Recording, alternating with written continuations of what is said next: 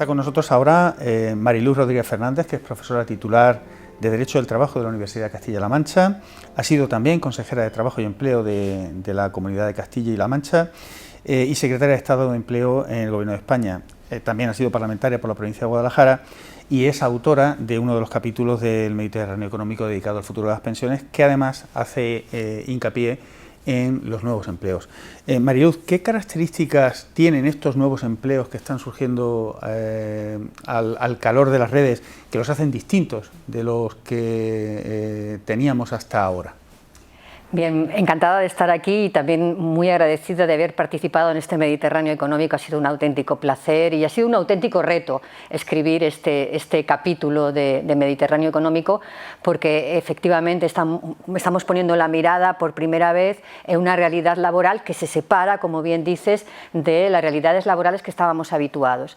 Si tuviéramos que definir un contrato de trabajo estándar, diríamos que es un contrato de trabajo con un trabajador dependiente, porque pertenece al círculo organizativo de su empresa, es un trabajador a tiempo completo y es un trabajador con un contrato indefinido. Así se ha definido el trabajo estándar prácticamente desde los años 60 del siglo pasado.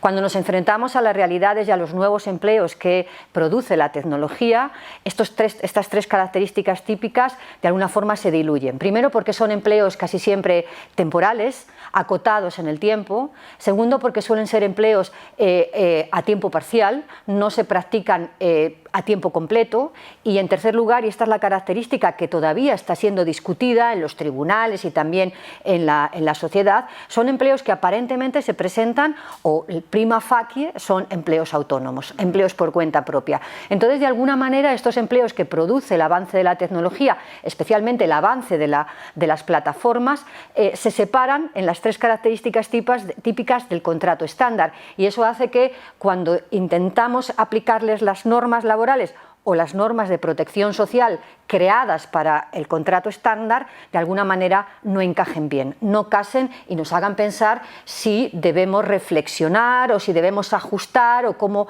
debemos calibrar unas nuevas reglas que se ajusten mejor a estas características. En ese sentido, comenta que hay, digamos, tres grupos de soluciones para concretamente además los trabajadores de las plataformas, ¿no? Que no son solo los riders. Yo creo que es importante que la gente tenga en la cabeza esto, porque como bien señalas, es decir, nos pensamos directamente en los riders, pero hay muchísimas plataformas de muchísimos tipos, ¿no? Esos tres grupos de soluciones, ¿cuáles serían y cuál es, a su juicio, la que considera más útil o más adecuada para resolver este desajuste que existe en el modelo de protección con estos trabajadores? Bueno, dos cuestiones, porque es verdad que es muy importante hacer esa diferenciación que acabas de hacer.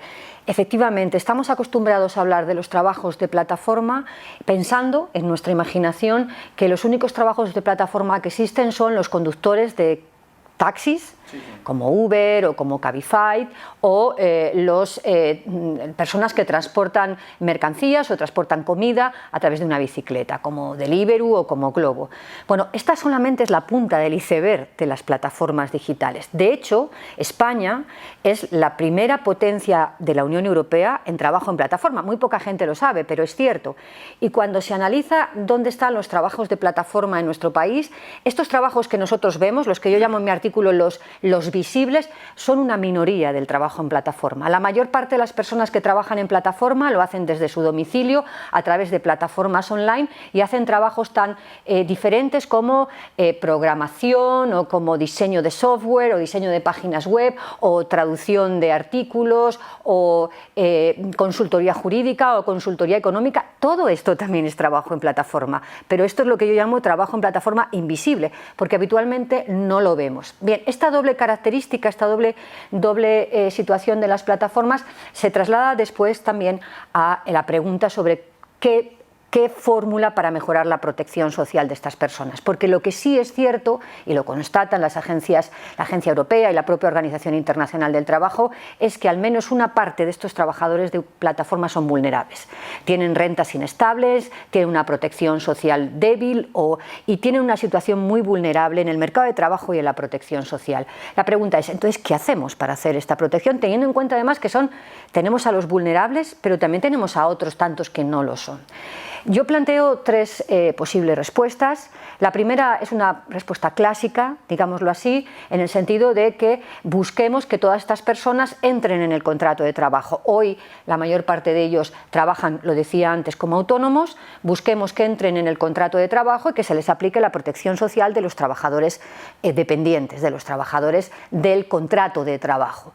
Bueno, esta es una solución que es clásica, que depende de los tribunales y de la legalidad. De los tribunales, si aceptan, como ha sucedido en España, que estas personas pueden ser trabajadores dependientes. España ya tiene una sentencia del Tribunal Supremo que así lo dice, al menos para determinadas plataformas, y una legalidad que puede decir que estos trabajadores son trabajadores de verdad, trabajadores dependientes, y que les aplican los mismos derechos que tienen los demás trabajadores, que es la nueva ley, la conocida como Ley Rider en nuestro país. Bien, pero eso cubre solo un pequeño espectro, como decía antes, del trabajo en plataforma. ¿Qué pasa con todos los demás? Y ahí mis propuestas son fundamentalmente dos. Primero, tenemos un modelo de protección social que está creado sobre el modelo de empleo. Si el empleo ha cambiado, y estos empleos vienen a cambiarlo, la pregunta es, ¿debemos pensar sobre el modelo de protección social? ¿Debemos intentar abrir un debate sobre qué modelo de protección social es necesario en un momento donde probablemente como consecuencia de la revolución digital habrá menos empleos y empleos diferentes? Esta es una solución no de corto plazo, sino de medio y largo plazo, donde la sociedad debería reflexionar sobre si el modelo de protección social que hoy tenemos asentado sobre el trabajo, para que nos entendamos, quien trabaja tiene protección, quien no trabaja no la tiene, si este modelo que tenemos hoy creado es un modelo valioso también para una sociedad marcada por la tecnología. Y este es un gran debate que se puede abrir como sociedad.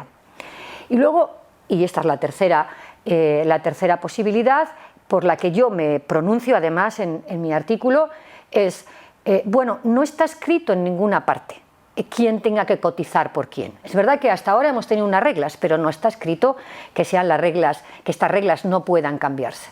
Y entonces hay cada vez más una corriente, a la que yo me adscribo, en la que piensa que las plataformas digitales, dado que se benefician del trabajo que prestan todas estas personas que trabajan a través de ellas, deberían pagar cotizaciones por ellas.